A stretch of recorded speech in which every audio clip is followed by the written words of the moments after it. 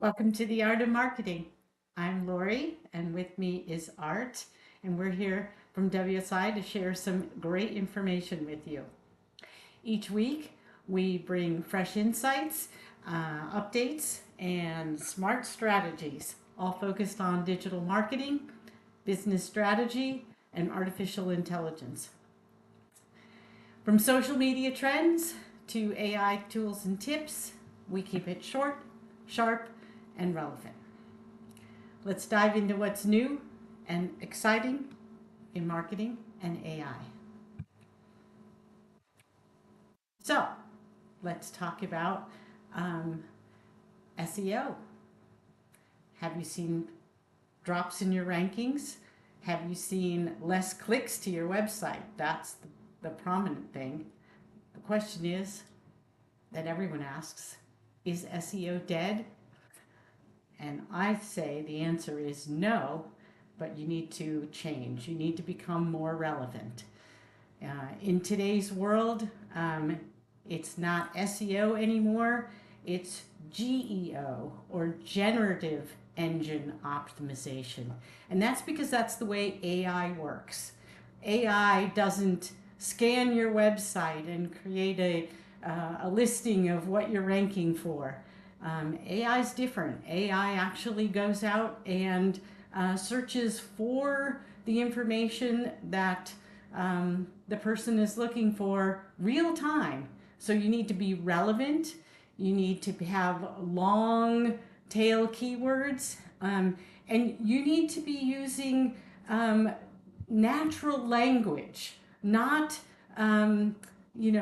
plumber in Oklahoma.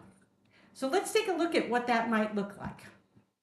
So on the left, traditional keywords, and this is for the plumbing industry. So in the past, we would potentially optimize for things like emergency plumber or clogged drain or plumber near me.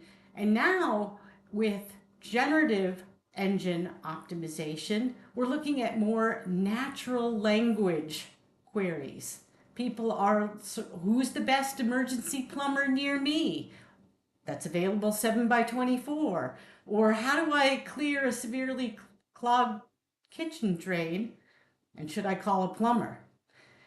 These are the kinds of queries that are being asked now and that AI is providing the answers for. So your website and your relevant, whether it's social media or citations out on the web, they need to be answering these traditional type queries. So, to answer the question, is SEO dead? I say it's not. And a lot of what you might have worked on for years on your website is very relevant, but it probably needs an update, and it needs some focused citations around the web to support it. And now over to Art for some additional information.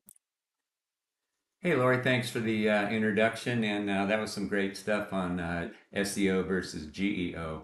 I'd like to talk a little bit about website navigation menus, some do's and don'ts, things to include, things to avoid. So let's start with this stuff you want to include. You want to group your related pages under very clear parent categories. Limit your menu items to 5 to 7 top services or products.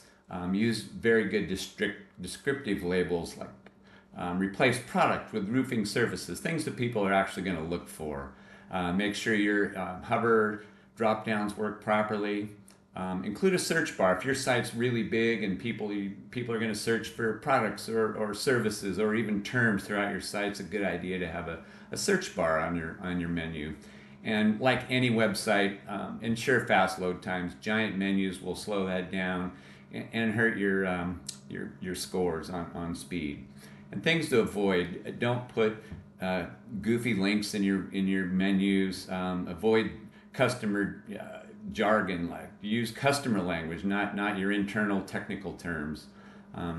Don't use the same menu on all the pages. Make it consistent so people, when they're on different pages, they recognize the menu. that it's the same as the other page they were on.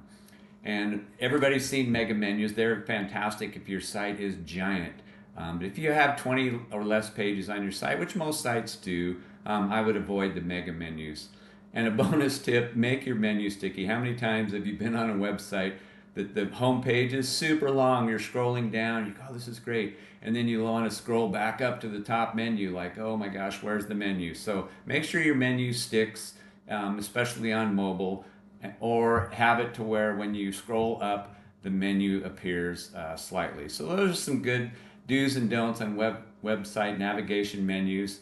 And so that's a wrap for this week's tips. Lori and I would love to thank you for joining us this time. We are both very proud to be part of WSI, delivering result-driven digital marketing solutions and helping businesses navigate the future with our AI education and consulting programs. We'll be back next week with more news, nuggets, and insights to share. So we'll see you next time on The Art of Marketing.